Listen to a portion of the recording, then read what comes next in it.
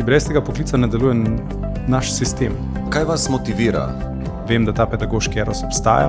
Ironično je to, da smo v generaciji, ki največ bere do zdaj. Samo nekvalitetnih stvari.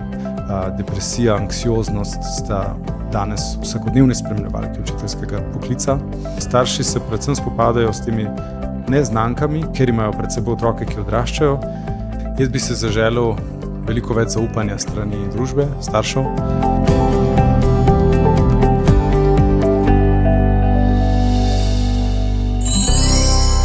Lep pozdrav in dobrodošli v podcastu Šola z navdihom. Danes gostim posebnega gosta in sicer to je učitelj leta 2025, Milan Mandelc, ki je sicer profesor angleščine na gimnaziji in srednji šoli Rudolfa Maistra v Kamniku. Govorila pa bomo o tem, kaj je poslanstvo učitelja danes, torej leta 2025 in katere vse izzive prinaša ta poklic. Pozdravljeni, Milan. Lep pozdrav in sem vesel, da enkrat nekdo drug sprašuje, da ni potrebno meni. Danes bom pa jaz spraševal s tem, da jaz ne bom vzel v roke rdečega pisala pa iskal samo napake, kot to počnete profesori. Ja, od nečesa je potrebno živeti.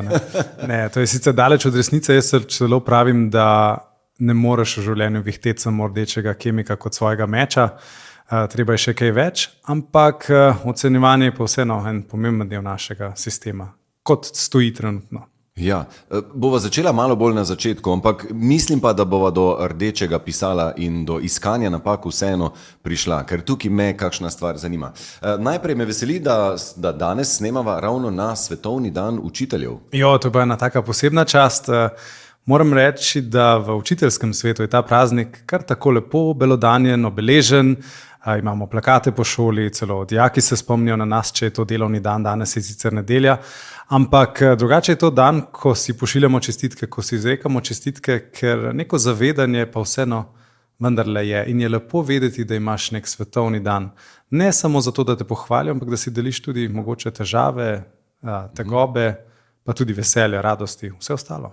Si dejansko, profesori, malo čestitate, si pošljete kakšna sporočila? Absolutno. Tudi ponavadi so spletna omrežja polna nekih čestitk, pesmi. Sam celo vsako leto na dan učitelja objavim pesniško poslanico profesorjem in učiteljem, ker se mi zdi, da to je tako kot za rojstni dan. Se lahko vsi rečemo, da nam je vseeno, ampak če nas do večera pa nihče ne spomni, smo pa ravno tako žalostni. Veste pa to zanimivost, da ravno en dan prej je pa svetovni dan živali. Slučaj, naključje ali tako mora biti? Vi povejte, ste profesor.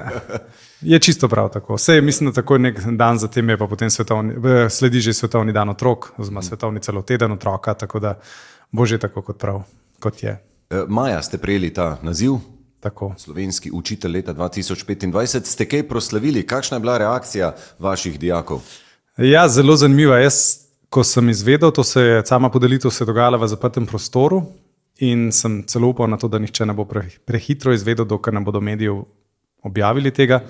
Pa sem že, ko sem se usedel nazaj za klop, začel prejemati čestitke na telefon od dijakov in mi je bilo čisto jasno, kako je to možno. In se je izkazalo, da v gledalstvu je bilo kar nekaj mam mojih dijakov in so potem to tako ne prejavile.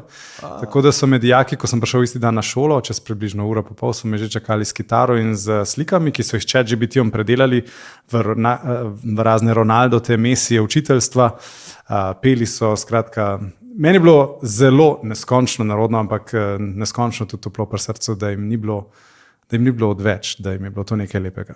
A so potem vaši dijaki pričakovali kakšne ugodnosti ali pa da boste kaj drugače z njimi, češ, no zdaj, ker ste pa učitelj leta 2025, bomo pa mogoče imeli kakšno protekcijo? Če so, tega niso nikoli omenjali, nismo se v bistvu niti o tem potem kaj dosti več pogovarjali, ker smo rekli, da mi nadaljujemo tam, kjer smo prejšnji dan končali. Tudi mislim, da za njih same njim ne spremeni nič, kaj posebno, tako da mi je bilo tudi pomembno, da za njih ostane enako, vse kaj pa je drugače, če ima nekdo nek naziv. A bo zato boljše učil? Ne. Če bo zato slabše učil, upam, da tudi ne. Gremo dalje, se v življenju ena vijuga navzgor ne pomeni, da gre vse navzgor. Aha. No super, to je pa dobra istočnica za to, da vas vprašam, kaj vam pomeni tak naziv Vam osebno in sicer v širšem smislu za profesorski poklic, učiteljski poklic? Smo v času, ko imam marsikdo danes občutek, da lahko izraža svoje mnenje o vsem, kar pozna. Čeprav tega morda ne pozna dobro. In ker vsi poznajo učitelje, vsi so šli skozi šolski sistem, imamo zelo veliko ljudi, ki si dovolijo neka mnenja, neke kritike. In na učiteljstvu, na policistih, na gasilcih, na medicini se rada lobijo kopja. Pa recimo, da je to primeren trenutek, da se pa promovira tudi kakšna lepa točka tega poklica, da je to zelo lep poklic, da si zasluži svoj prostor pod soncem, tudi svoje priznanje, kaj ti brez tega poklica ne deluje naš sistem. Zato, ker imamo mi otroke in malčke v šolah, vrtcih, univerzah, so naši drugi starši lahko v svojih službah, varno delajo, vejo, da hkrati njihovi otroci rastejo. In če je to prilika za to, da pomagam učiteljskemu poklicu do nekega, tako rečeno, izgubljenega ugleda, potem bom to z veseljem prevzel nase. Ker vsak od nas nosi nek delček te dolžnosti, te prijetne dolžnosti, da poklic pusti malo bolj uveljavljen, kot je bil preden smo sami vstopili van. In če je to? Učitelji, na katerikoli stopni ste vedno, verjetno je to vaša usoda, da ste vedno malce na žaru, na ražnju, zelo priročen material za vršt gor, pa malo popečt. In me zanima, kaj vas motivira, da prostovoljno pristajate na tak poklic, kjer boste zagotovo vedno tudi nekoliko v zobeh? Jaz mislim, da je to vzgib, ki je močnejši od te občutljivosti. Ne pri vseh, ampak pri mnogih. In mislim, da je ta vzgib je res dejansko nek poklic, anost, če razbijeva to besedo. Jaz sem že v srednji šoli vedel, da želim poučevati, poučeval sem že v srednji šoli na jezikovnih šolah. Seveda je bilo želja veliko, tudi med učitelji imamo vsi opcije. Ampak na koncu to dejstvo, da ko jaz danes razlagam in mi pri določenih urah grejo še vedno kocine po konci, ko vidim oči, ki so razumele, ko vidim dijaka, ki se je končno odprl, ko vidim, da so razumeli tisti, ki prej niso razumeli. In ko vem, da mi je takrat neskončno toplo v koži, v lastni koži in v tem, kar počnem, vem, da ta pedagoški eros obstaja, da to ni samo neka filozofska izmišljotina, takrat veš, da si za to poklican in si pripravljen jesti blato, če veš, da bo za tem blatom sončni vzhod. Seveda to ne pomeni vedno in povsod, ampak druga stvar pa je, da se navadiš, da znaš vreči čez ramo. Jaz moram reči, da sem se v svojih mladih letih zelo, zelo dajal v kozi rok s temi ljudmi. Zdaj pa rečem, če pa pri nas tako lušno, potem pa pridite, manjka nas, zakaj bi se mučili v svojem poklicu, če pri nas lepše, se to je pa kontradiktorno. Aha, a to ciljate na tiste, ki pravijo, saj tako imate počitnice? Saj ste skozi frej, se vaša dela pa res tako lahko. Ja. Potem pa pridi, če je lažje kot pri tebi. Prej bi poskušal to utemeljevati, pa prepričevati, zdaj tega ne počnem več. Ker se mi zdi, da jaz nimam izkušnje drugega poklica, oni nimajo moje in je to bitka na dveh različnih poljih. Čakajte, Milan, redko imam sogovornika, ki bi uporabljal tako bogato frazeologijo in tako metaforiko, da bi rekel, da je tudi pripravljen jesti blato, če temu sledi sončni vzhod, in me takoj začne zanimati, a ste človek literature, ste bili od nekdaj v knjigah in se to vodilo do jezikovnega? Morda. Beseda je moja velika vrednota v življenju, besedišče je moja velika vrednota v življenju in neskromno mogoče lahko povem, da tudi pišem veliko in če bo po sreči, v prihodnem letu bo izšel moj prvi mladinski roman, česar se zelo veselim, ker se mi zdi, da če človek piše in veliko ljudi, ki jih poznam, piše, ampak da pa knjiga ali pa beseda, pesem, ali pa lepa misel, vseeno, dobi svoje življenje in potuje neodvisno od avtorja, to je pa tisto najlepše, kar se lahko avtorju zgodi. In tega se res tako iskreno veselim. Hkrati me je neskončno strah, kako se bodo ljudje odzvali, bo to pač samo še ena knjiga, ki bo pristala v neprodanih izvodih, nekje na podstrešju, neke založbe, kar se tudi čisto lahko zgodi. Ampak recimo, da prideš do te točke, da še nekdo prepozna tvoje pisanje, mi je že zelo, zelo lepo. In upam, da bom v tej smeri tudi nadaljeval. In če ste zdaj zagovornik dobro odmerjene besede, me zanima, kakšna je stopnja frustracije ob dejstvu, da mladi, upam, da ne bom preveč pavšalen, da mladi res čedalje manj berejo, oziroma zdi se, da čedalje manj pozornosti polagajo na to. Tukaj bi vas Kako takoj... se bomo izrazili? Ja, jaz razumem to frustracijo. Jezik je revnejši, no? Pa če ste učitelj jezika, gotovo tudi to zaznavate. Ampak jaz bi mogoče samo to stvar. Ironično je to, da smo v generaciji, ki največ bere do zdaj. Samo nekvalitetnih stvari. Več čas berejo. SMS-ov pa... Ja, dopisov, messageov, mailov, česarkoli že, spletnih sporočil.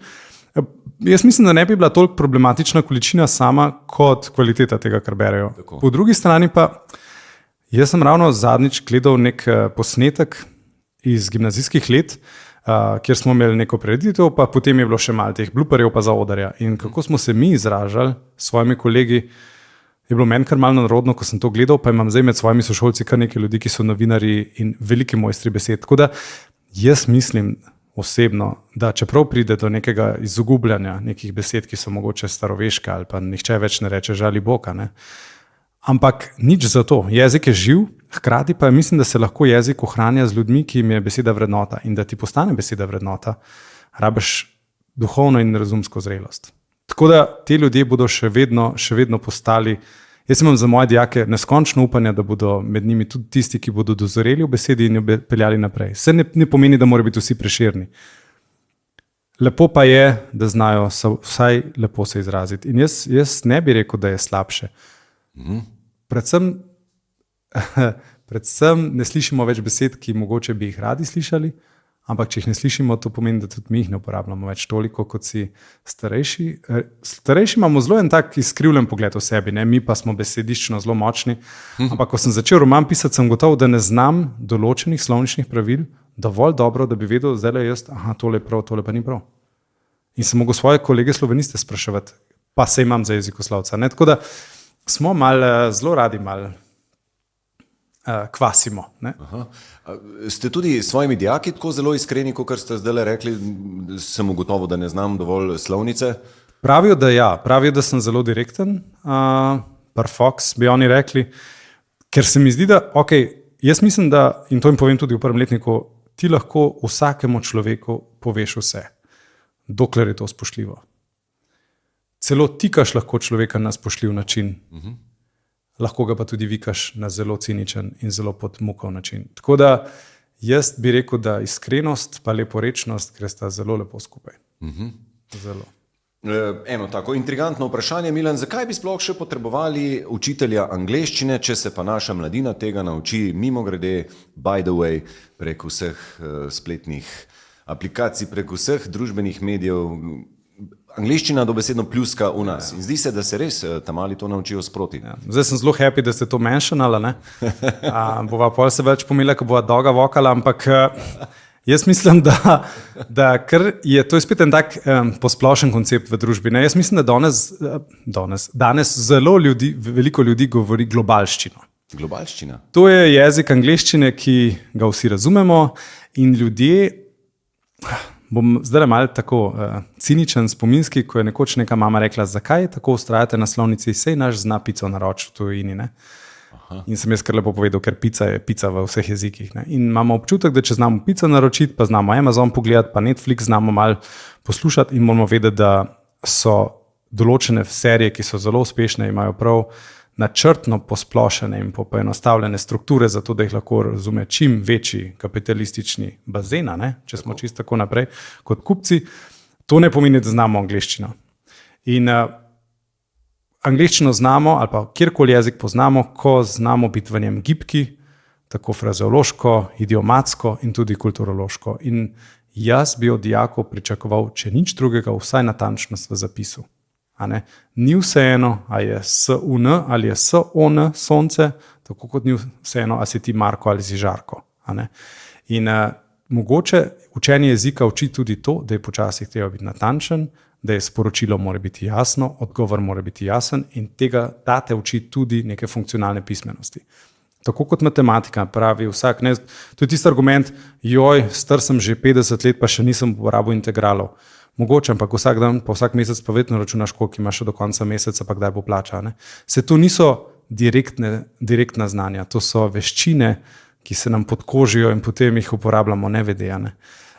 Cinizem ni prav dober argument v tem smislu in zato enako bi rekel, da dijaki rabijo stroko, dijaki rabijo natančnost in nekoga, ki bo rekel, veš, tole pa ni čisto dobro, to pa znaš ti bolje. Ker če pristanemo na to, da sej znamo komunicirati, sej opice tudi. Ja, veliko živali ima. Pa čebele, pa delfini, a ne? To so zelo precizni načini pogovora. Ne? Ampak potem prideva avtomatsko tudi do drugih vlog, ki jih ima učitelj v življenju učenca. Kako vi to vidite? Zdaj tukaj ste en del omenili. Rabi enega mentorja za jezik, za usmerjanje v več znanja. Kaj pa vse ostalo? Ker predvidevam, da zaradi vsega tistega ostalega ste vi z veseljem učitelj in ste tudi učitelj leta 2025. Kaj ostali rabijo? Jaz mislim, da včasih, kaj rabijo, je lahko pričakovanje dijaka, v mojem primeru in učitelja čisto različno. Mi si lahko profesorji umišljamo, kaj vse dajemo, po resnici tega dijak sploh ne potrebuje, pa še manj si od tega od nas sploh ne želi. Mislim pa, da dajemo nek zdrav vzor 8 ur na dan. To je tisto, kar mogoče včasih pozabljamo. Mi z dijaki preživimo toliko kot dva sodelavca. In če imaš ti profesorski zbor, ki je zdrav, ki živi svoje vrednote, 8 ur na dan in nekoga odraslega gledaš 8 ur na dan, ki dela, ki pred teboj priznala, izmotili smo se, dajmo še enkrat tole narediti, tole pa nisem najboljši naredil. Če reče, poglejte še z drugega vidika, ali res treba biti na vsako stvar takoj odreagirati, a res misliš, da ne moš sprejeti svojega prijatelja, ker je mal drugačen, ker je mal, ne vem, od drugot, ker izhaja iz drugačne kulturne izkušnje, kakršnekoli intimne izkušnje, da je to tista vloga, ki jo imamo vsi odrasli, samo da imamo mi neposreden vsakdanji stik toliko in toliko ur z dijaki. Mislim, da je to tisto prvo. Vidijo nas, kako se mi odrasli med sabo pogovarjamo v zbornici, vidijo, kako reagiramo, ko se dva spreta, ko se dva, upam, da ne, ampak tudi kakšen fizičen obračun. In to je učenje z prikazom. To je pomemben del, ne? Se mi zdi, da pozabljamo to. Ne? Vse to delamo vsi, samo z prevoznikom avtobusa si manj časa kot z učiteljem, ki te 8 ur na dan dela, pa še opominja, ker je to njegova naloga. Omenili ste izraz hoditi v štric z učencem, mislim, da je bil to ta podelitveni izraz. Tako. Kako si to predstavljate? Kaj vse obsega ta izraz, hoditi v štric z učencem? Jaz mislim, da to obsega predvsem to, da hodim s teboj, ne hodim pred teboj, ne hodim za teboj, ampak hodim s tabo. Če ti bo hudo, se malo nasloni, ampak vseeno pa pričakujem, da si na svojih nogah. In da na koncu dneva, če si utrujen, da se ti spočiješ, če ti veš, da lahko dlje tečeš od mene, ti teci in pridi nazaj povedati, kaj si tam videl. Sem pa jaz s svojimi nogami tu. Jaz te ne bom pustil, da boš na tem procesu učenja malo zataval, lahko za nekaj sekund, ampak potem sem tu, veš, kje si me pustil, veš, kje me najdeš. Ne? To je en tak lep primer, vsi te, ki imamo mogoče mlajše otroke, izkušnje mlajših otrok, ko se začnejo prvič osvobajati tam pri 5 letih, je to ena taka neverjetna izkušnja, ko otrok zbeži v prostor, se tam zaigra, pogleda nazaj, preleti nazaj in že misliš, da bo vse sorte od njega prišlo, ampak te v bistvu samo objame, stisne, aha, mami, ati, tukaj sta in spet leti naprej. Važno je, da z nezavednim nekaj tukaj zadaj v zatilju veš, da je nekdo tam, ki mu ni vseeno zate. In da, ko boš ti šel na nek višji nivo znanja, on bo spet tam. In on bo rekel, aha, mislim, da zmoraš pa še malo več. Teva se mi dva sprehoditi še do naslednjega izziva. In to je tista lepota, predvsem srednje šole, se mi zdi, jaz izkušnje osnovne šole toliko nimam, da mi dobimo neke take, predvsem otroške obraze, otroške tudi srca, neke otroške razmišljanja. In ko se poslovimo na koncu z maturanti, so to mladeniči in mladenke, ki bi jim zaupal svojim življenjem. In vem, da bodo odlični zdravniki, tajnice, kmetje, karkoli bodo pač počeli, predvsem bodo pa dobri ljudje.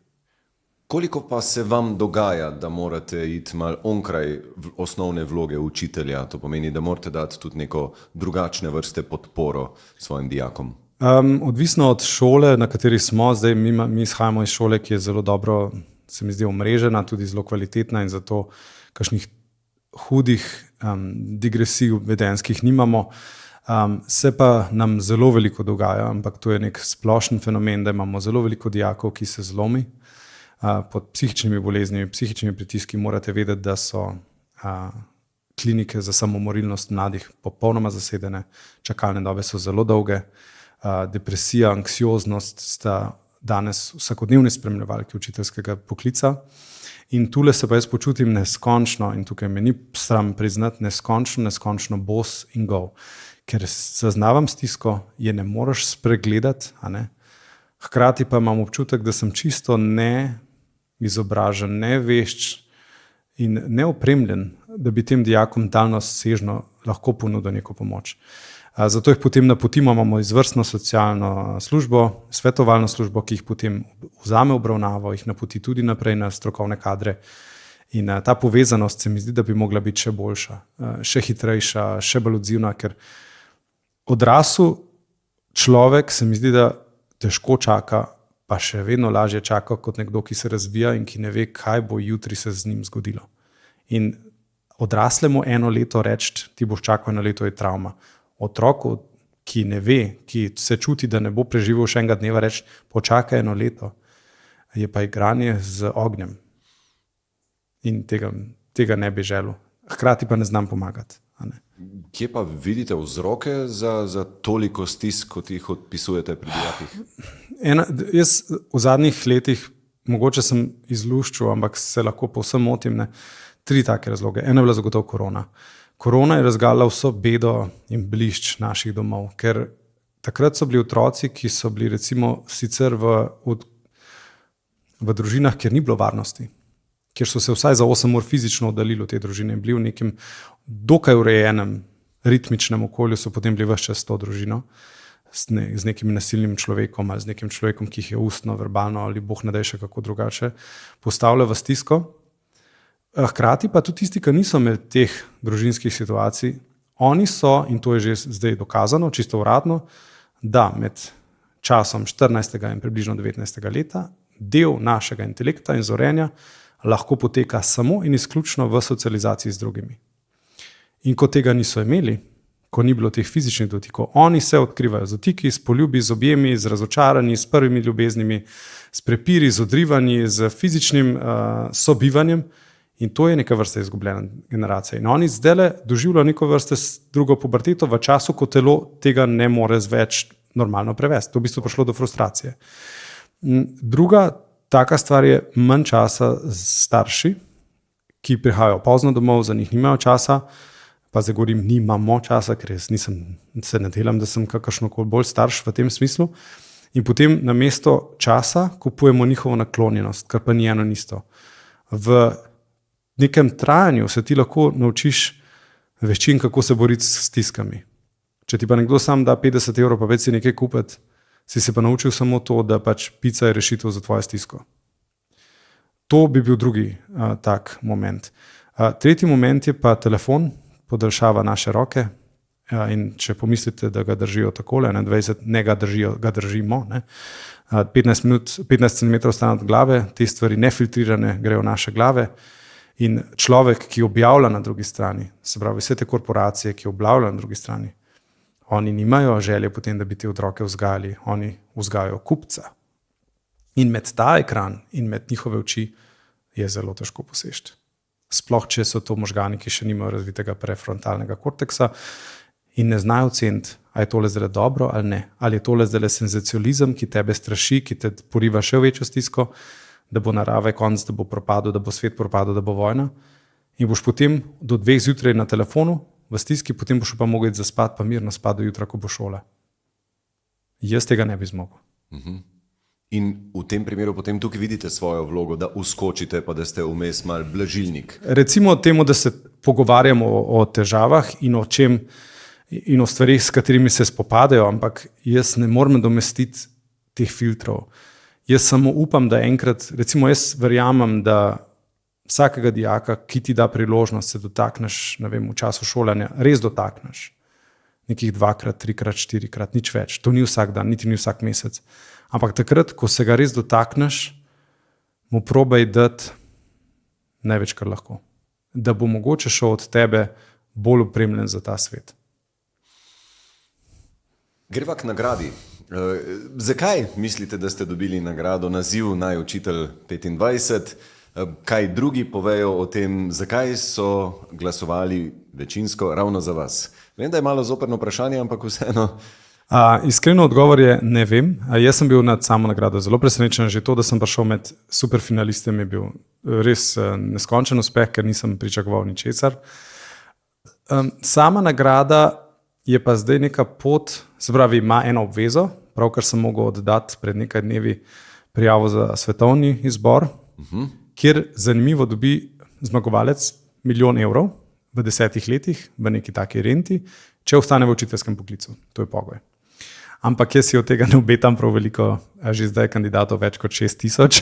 6,000. Ja, in še se nabirajo. Med učitelji angleščine pa super kotirate, ne? Ste tudi v neki špici. Ja, tisto je bilo pa v letu 2024 sem bil izbran med SUSI šolnike. Ja. To je ena posebna čast, ki mi je skazala ameriška ambasada, lahko enkrat na leto v državi, kjer ameriška ambasada gostuje, lahko imenuje enega učitelja angleščine, ki je ustrezal vsem tistim merilom, se pravi toliko objav, toliko priporočil, toliko predavanj v javnosti, toliko pojavljanj in en del je zelo pomemben bogatenje oziroma izboljšanje ugleda učiteljskega poklica in potem gre to v boben iz celega sveta, približno 500 ljudi vsako leto, odvisno od leta in potem izberejo 16 kandidatov, najprej 50, potem 20, potem 16, približno, pa včasih 14, s katerimi imajo še posebne razgovore, pošiljaš pisma, motivacijsko pismo, esej in na koncu se odločijo, da teh nekaj ljudi bo en mesec pa pol preživelo na določeni univerzi v Ameriki in bo tam se izobraževalo od jutra do večera in imelo noro izkušnjo. In jaz rečem noro v najbolj pozitivnem smislu, ker toliko, kot jaz sem sicer študiral v Ameriki, en del svojega študija, ampak toliko, kot sem zdaj doživel v mesecu in pol lanskega junija in julija, zdaj imam kocine, ker to so bili spomini za vekomaj. Ker ste bili izbrani med top 16. Tako, in potem smo bili tudi do večera predavanja najboljših mojstrov in njihovih ekspertov v smislu pedagogike, politike, srečanje, kar mi je bilo pa najbolj pomembno, pa to, da smo imeli ves čas stik z prebivalci, tako da vsak vikend so nas peljali nekam in to z letalom smo imeli pač let in potem smo bili nekaj dni v Yellowstonu, kjer sem jaz cvetel med tistimi medvedi in tako. Potem so nas peljali na jug med plantaže in smo imeli možnost stika z potomci sužnjelastniškega sistema, pa so nas peljali v Washington, kjer smo imeli dostop do senatorskih palač in pogovora s senatorji, tako stvari, ki jih pač kot smrtnik verjetno nisem, ne bom in nikoli več ne bom doživel. No, Yellowstone še, ampak ostalo stvari pa ne. No in en najlepših momentov mi je bil pa zagotovo stik s prvo naseljenci. Peljali so nas v rezervat črnonožcev in tam smo se učili jezika z Indijanci, življenja, oblekali smo kože, pokazali so nam strojenje kož, mislim neverjetno, no in potem zanimivo bilo pa to, da tam ta gospod, ki je chief, to sicer ne prevaja čisto ta glavar, ne, ker on je tudi administrativno neke vrste glavar, ki ureja njihove potne liste in vse te stvari, pa pravi, da je Patrick Ložar. Jaz pravim, Ložar? Pa sem ga potem kar ustavil, sem rekel, prostite, ampak tale priimek je pa malo nenavaden za Američane, pa predvsem za prvotnega naseljenca pravi, ne, sej pri nas v našem plemenu je bilo pa 3 generacije ali 4 generacije nazaj se je zgodila neverjetna ljubezenska zgodba in se je moja prababica zaljubila v belca in da so ga oni sprejeli, je mogel on prevzeti indijansko ime, ona pa njegov belski priimek. Sicer pa izhaja iz majhne države v Evropi. In jaz pravim, je to slučajno Slovenija, seveda je padel dol, ne, in sva se veliko pogovarjali o obiskovju, drugače iz Bele krajine, ta rodbina obiskali so že, tako da zanimivo, da Melania Trump pa Patrick Ložar je vodja Blackfeetov v Ameriki in tako naprej, skratka, Slovenci smo povsod. Wow. Ja. Greva še malo nazaj k tistemu natečaju, oziroma če ste zdaj šli v svetovni izbor za naj učitelja, tam je pa torej konkurenca 6,000. Ja, in zdaj se še nabira, do 14. oktobra, mislim, da se še nabirajo. Je pa tam nagrade so tako zelo, oziroma izbor je ponavadi namenjen ljudem, ki pa res delajo premike v šolstvu. Imamo učiteljico, ki je med eskimi, je že zmagala in tako naprej. Skratka, to so pa ljudje, ki jim jaz nisem niti do tkivnih celic peta, zato ker to so pa ljudje, ki delajo življenjske premike za svoje ciljne skupine. In v take vode pa naj tak denar gre, naj se stvari spreminjajo, ker iskreno. Slovenija živi dobro, mi mislim, da smo bogat narod, ker imamo svobodo, mir, vodo, normalno živimo, izražamo se. Naj grejo ta priznanja tja, kjer je to krvavo potrebno. In si niti ne delamo tvar, da imam kakšne priložnosti. Je pa še en kalnček v mogoče mozaiku, da delamo Slovenijo malo bolj prepoznano. Greva nazaj k izzivom učiteljskega poklica danes. Kje vi vidite največ problematike? Kje imate vi pri svojem vsakdanjem življenju največ težav? Kdaj si rečete, res ni enostavno biti zdajle v tem času učitelj? A so to učenci, ki imajo razpršeno pozornost in hočejo skozi biti na telefonih? A to disciplino vzpostavite? A so to premalo zainteresirani učenci? Ali je sistem? Ali to, da vas je premalo? Jaz mislim, da spet odvisno od regije. Imamo šole, ki zelo trpijo zaradi pomanjkanja učiteljev. V srednji šoli je vseeno mogoče malo lažje, ker si marsikdo iz osnovne šole potem da malo višji cilj, pa potem iz osnovne šole gre na srednjo šolo, tako da srednje šole še vedno malo lažje polnimo kadrovsko stisko kot osnovne šole. Hkrati srednje šole imamo dijake, ki so si ta program zaželeli. Niso tako kot osnovne šole, ki se borijo z problemom predvsem karakternosti naseljencev, ki so okoli tistega šolskega rajona, ker je pač za osnovne šole velja pravilo šolskega okoliša. In če imaš ti zelo revno, finančno nestabilno, mogoče socialno nestabilno okolje, se boš boril s problemi, s katerih jaz tudi sanjam, ne? In verjetno bi bil nesposoben se sploh z njimi ukvarjati, se sploh ne delamo utvar. Moja največja stiska so, se pravim, neke psihične stiske dijakov. Jaz prva leta nisem bil navajen na to, da vidim rečemo dijake, ki na kakšnem hodniku zaviješ v kakšno stransko ulico šole, pa je tam nekdo v solzah, pa ko vprašaš, je bila ocena, kakšna ocena, ne? Imam še to, pa še doma je to, pa še šola je to, pa še ne vem, kaj bom naredil, pa tako.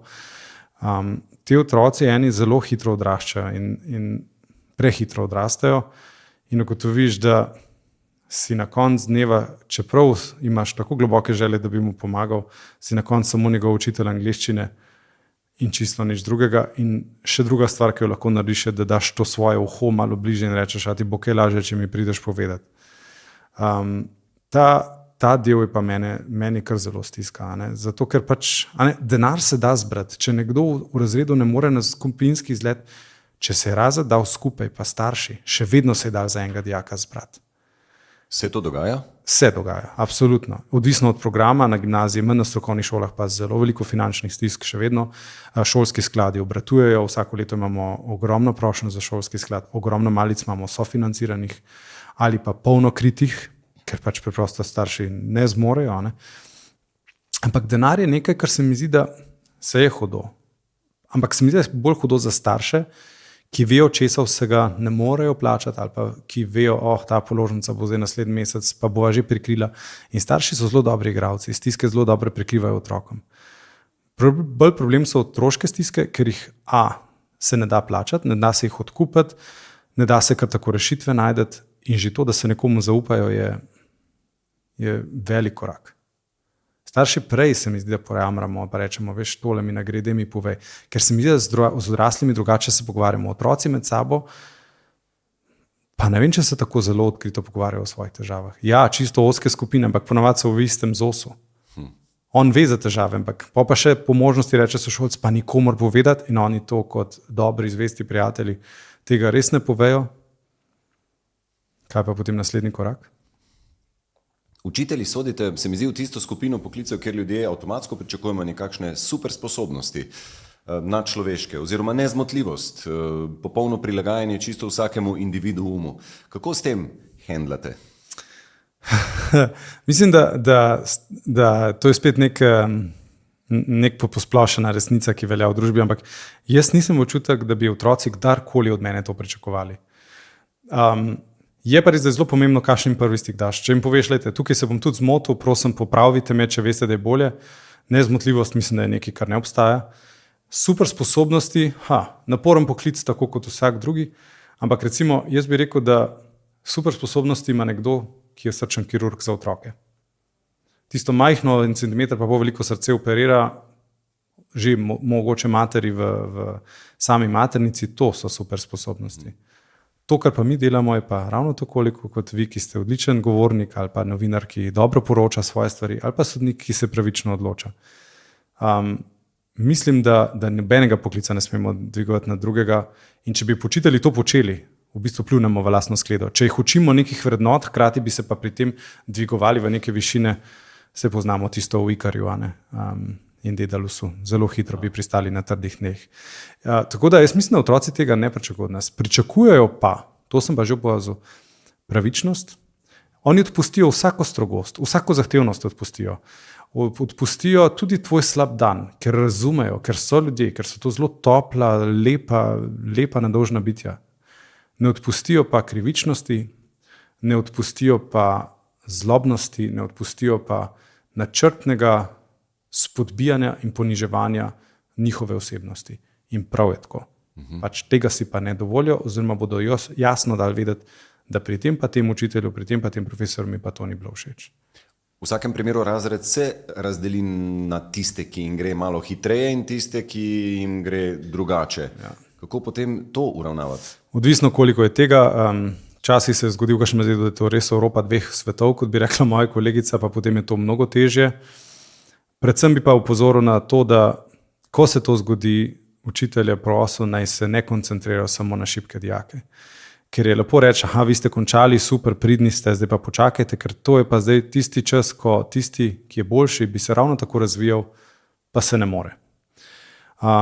Ne vem, da ne moramo vedno imeti pripravljenih še 5 dodatnih materialov, vse to ni človeško, ampak mogoče mu pa lahko rečeš, a greš lahko zdaj do tistega sošolca, pa v teh 10 minutah na tvoj način razložiš, kako si ti to razumel. Ali pa rečeš, ok, tvoja naloga je, da greš zdaj do knjižnice in mi najdeš to pa to knjigo, ki boš zdaj prebral, pa mi boš pol poročal. Ali pa tvoja naloga je, da vidva greste zdaj ven, primerjate rezultate, če spet se izenačita pri vseh rešitvah in prijete not in boste videla speljala rešitve.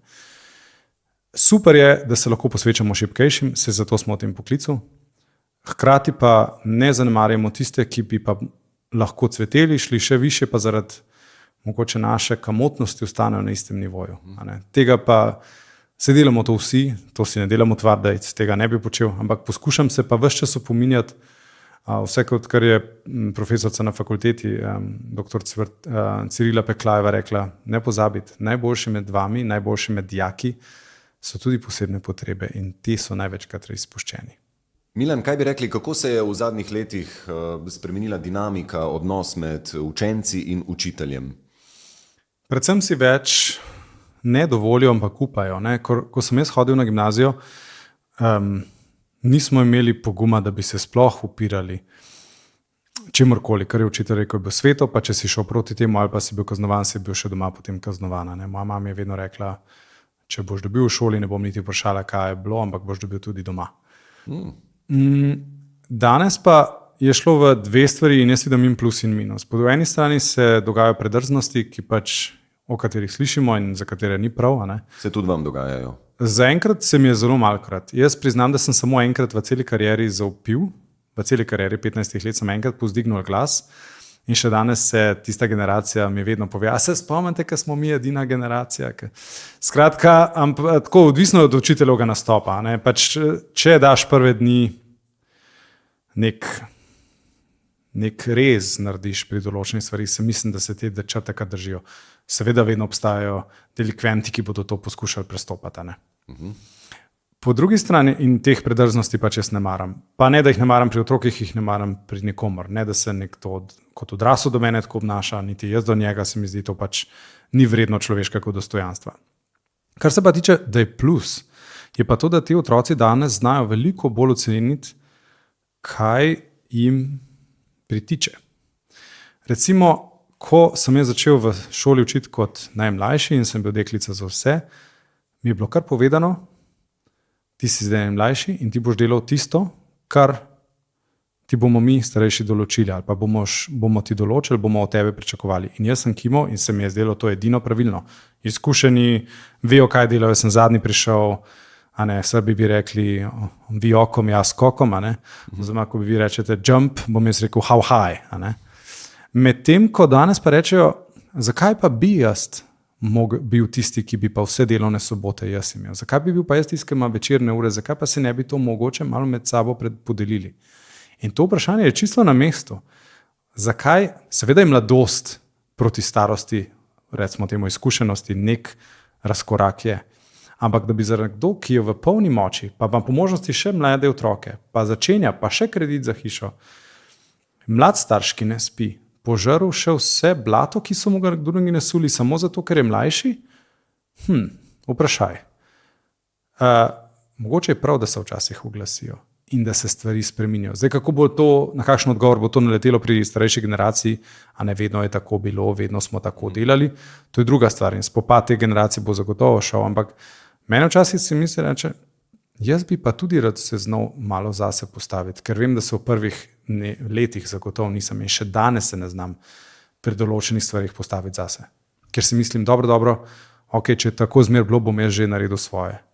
Pa ves čas me žre, zakaj zdaj tole počnem? A sem jaz kaj manj, a sem kaj slabši?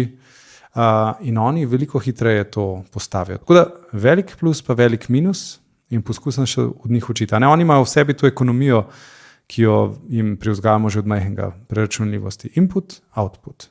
Kaj jaz dobim za ta input, za ta vložek. In to mi je kar zanimivo. No, moram reči, kako drugače razmišljajo. Včasih je meni čist nedojemljivo. Ne? Ampak rečem, ok, zagotovo je neka logika v tem. Zagotovo bo čas pokazal, da tudi ta del razmišljanja pa v naši neki človeški evoluciji nekam paše. Po drugi strani je pa to tudi del evolucije, da vsako mlado bitje se mi zdi, da se slejko prej se bo začelo izogibati oziroma upirati naporom. Tako. Sej izogibanje naporom je gonilo našega napredka. No, se v resnici tudi odrasli to počnemo, ali pa celo vsako živo bitje. Če ni celo del naše osnovne evolucijske opreme, šparamo z energijo, kadar lahko. Ekonomija energije. Ja. Kaj pa odnos oziroma dinamika s starši? Kako se tukaj spreminja? A imamo čas? Jaz bi tako rekel, da staršev je 90% izvrstnih. Predvsem pa izvrstnih in jasno priznajo, da imajo stiske in da ne vejo, kako naprej. Sploh, ko pride do točke, ko se zalomi v odnosu, ne samo v šoli, bolj so problematične točke, ko se zalomi v odnosu. In jaz imam zelo tak pregovor angleški, ki pravi, ne, jaz tudi sem imel marsikakšno teorijo, jaz sem bil zelo tok profesor, ko sem začel. In Angleži pravijo, ne, si odličen, nezmotljiv starš, dokler nimaš otrok. Potem se pa vse skupaj zalomi. Ne? In vidim, da so ti starši v stiskah. In te stiske, pri tistih 10%, ki pa so mogoče agresivni, ki nastopajo z nekimi bolj sistemskimi ukrepi ali pa recimo temu pravnimi podpornimi sistemi, tam gre v resnici, je par nekih odpadnikov, ki gre res na nož, ampak večina je pa to stiska, ki so jo preobrazili v napad. In jaz sem se zdaj že naučil, da če je prvi napad tak, pa če znaš umiriti, ali pa predvsem postaviti mejo, pa povedati, lejte, takole ne morva pa malo drugače. In če znaš potem, tudi če se je končalo na grenak, trpek način, z kapljico belina, da potem, če na koncu nazaj napišeš, poslušajte, pa ponadi že sami to naredijo, tole danes ni bilo najbolj v redu, dajmo mi dva še enkrat poskusiti. V večini primerov smo to razrešili. In jaz si ne delam utvar, da ko bom jaz recimo v stiski, ko bodo moji otroci večji, sicer so vsi šolo obvezni, ampak ko bodo res prišlo do nekih trenj, da jaz ne bom sebe mogel tudi možno zadržati. Vse takrat ne veš, kakšen boš. Počutiš se napadenega, občutek imaš, da moraš braniti sebe. Jaz mislim, da starši se predvsem spopadajo s temi neznankami, ker imajo pred seboj otroke, ki odraščajo, pomaga jim vzgajati nek digiti starš prek telefona, proti kateremu nimajo nobenega orožja in ta stiska mora nek prevreti ven. Zdaj pa, koliko smo dobri v tem, da to mejimo, te plime in oseke, je pa odvisno od vsakega posameznika. Jaz nad starši ne bi obupal, ker če obupam nad starši, potem obupam nad njihovimi potomci. In če to naredim, obupam nad svojim poklicom in nad našo državo, nad našim narodom. Tako da ne obupajmo nad starši. Spodbudna misel. Kot pravi stara nogometaška modrost, da včasih je dobro biti samokritičen tudi do sebe.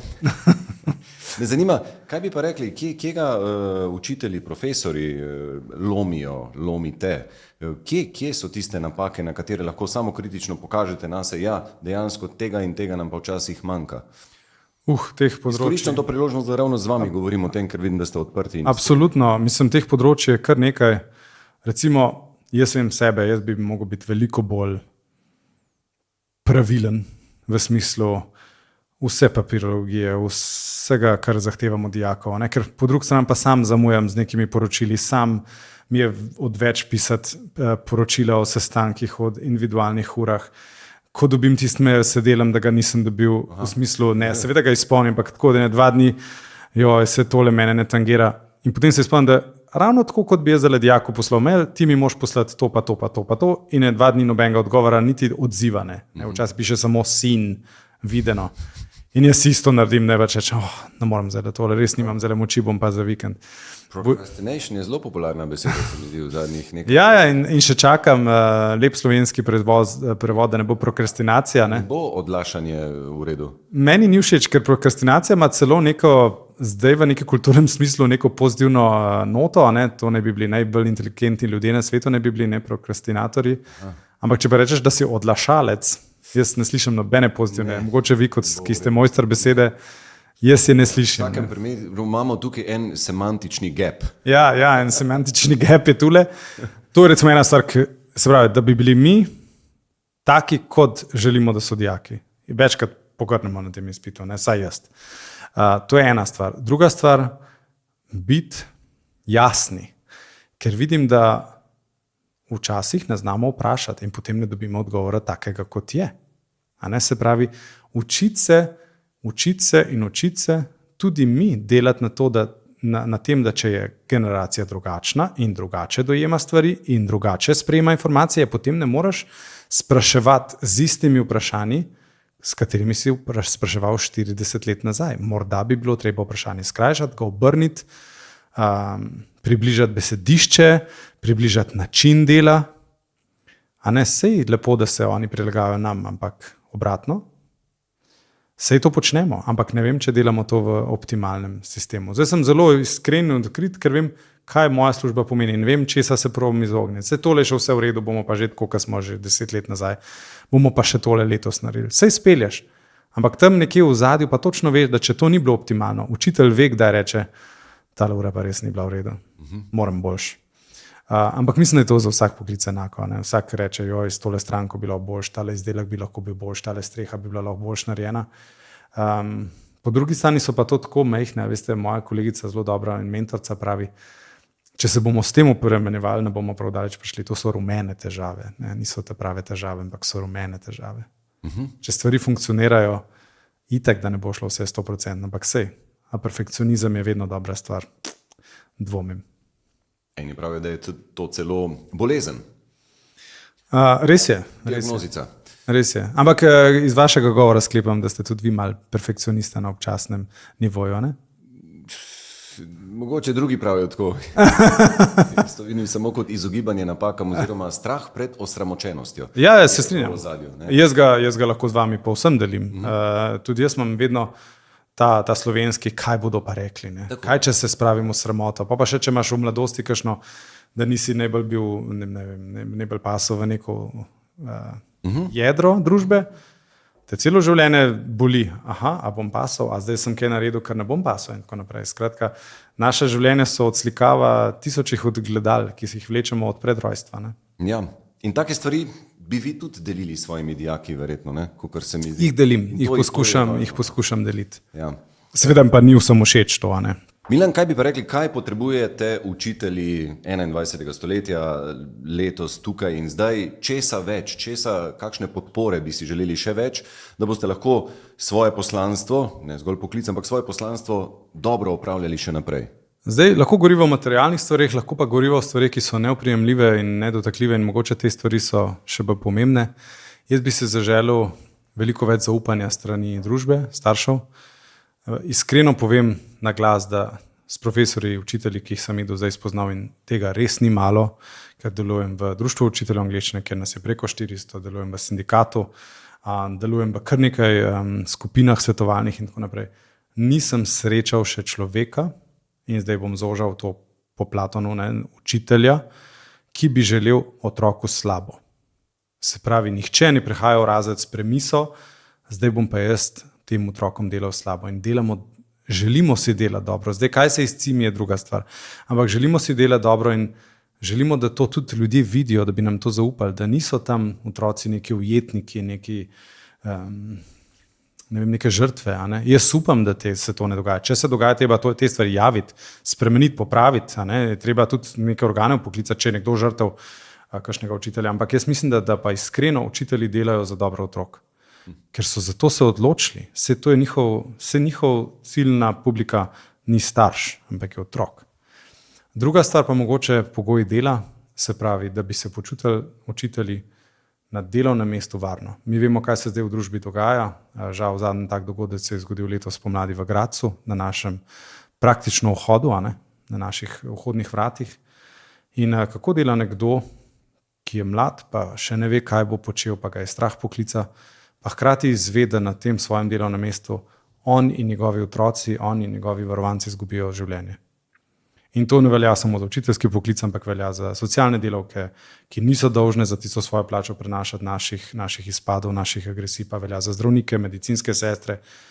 To, da bi imeli varno spodbudno okolje. Potem pa lahko že govorimo o tem, da mogoče zmanjšati razrede, ki so po 32, pa je to zelo naporno delo, pa mogoče imeti večjo podporo pri tem, da dijake pošiljamo po sebi. Mi poskušamo jih v tujino, v resničen svet pošiljati.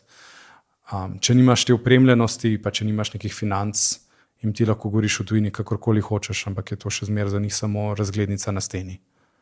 Ampak se mi je prva stvar pa zaupanje, pa varnost, pa spodbudno okolje za vse delavce in za vse vključene, ki so v tem sistemu. Kaj bi sporočili mladim, ki se morda zdaj odločajo za poklic učitelja? Kako bi jih opogumili? Pridite, ker boste ob 12 doma, pa imate 3 mesece počitnic. Ne, ampak resnično pa imamo poleti počitnice, ki so v enem kosu. To je ena velika stvar. Jaz moram reči, da meni to zelo paše, zato ker jaz rabim za regeneracijo malo dalj časa. Jaz sem nekdo, ki še prvi teden po dopustu sem še vedno v šoli in teden pred začetkom sem že v šoli. Tako da jaz rabim te stvari. Koliko realno imate počitnice? Ponavadi med 15. julijem in 15. augustom. En mesec je zagotovo. To je v enem kosu. Ampak je pa res, da nimamo pravice vzeti dopusta med letom. To je prav po pogodbi. Razen 2 dni po izbiri.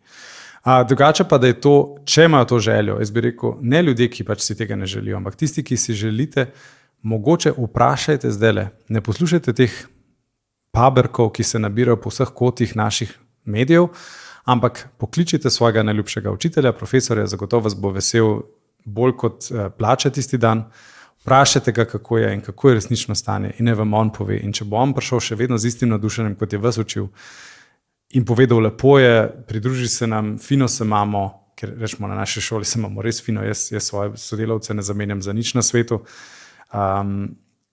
Potem boste videli, da je to en neskončno lep poklic, ki mogoče ne daje takojšnje povratne informacije, ne daje tistih izplenov, vse je dolgosežno, ampak ko enkrat priješ do te točke, da pridejo dijaki nazaj in ti povejo, veste, da zdaj pa razumem, kaj ste mi hoteli povedati. To so pa take stvari, ki jih ne zamenjaš za nič na svetu. We make a change, bi rekli Angleži. V mojem razredu verjetno sedijo nekoč predsednik naše države, kakšen direktor, kakšna čistilka, cel svet sedi v moji majhni učilnici. Samo da tega ta mali svet še ne ve. Ena modrost pravi, da če želiš ogenj prižgati v drugih, mora ta ogenj goreti najprej že v tebi.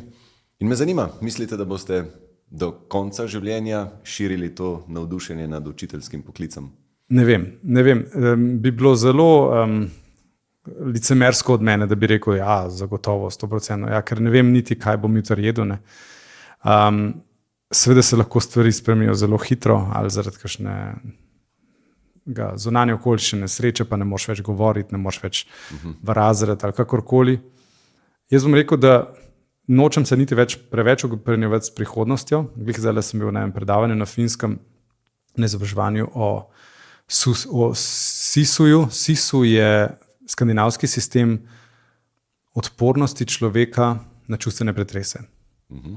s katerim Skandinavci zelo dobro mirno sobivajo in so prepričani, da vsako tegobo se da s tem SIS-u sistemom presežiti. In je rekla ta predavateljica, tako starejša gospa, izjemna predavateljica, tako zelo konkretna je bila, je rekla, veste kaj, pol življenja se ukvarjamo s tem, kaj je bilo, pa pol življenja s tem, kaj bo, zelo malo nas pa živi v tem trenutku, kaj je zdajle. In če vam je zdajle fajn, kaj ima veze, kaj bo jutri fajn? In to mi je bilo tako, sej to vem, ampak mi je nekdo mogel opomniti, da če se zdajle v redu počutim in imam fajn dijake in fajn sodelavce, če bo čez 20 let drugače, bo pa pač takrat drugi zdaj. In zaenkrat ostajam. Tako da ne moram odgovoriti na te vprašanje. Hvala pa za vse vprašanje, ki ste jih odgovorili in hvala tudi vam za vse navdihujoče misli v današnjem podcastu. Hvala vam za prisluh. Če bi več ljudi prisluhnilo, bi bil svet lepši.